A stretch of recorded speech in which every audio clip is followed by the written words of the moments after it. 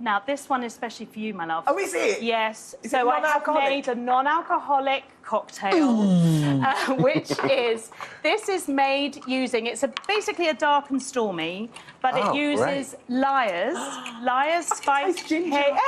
And I know you love ginger. Oh, it's so nice. So Lyre's is a non-alcoholic spirit.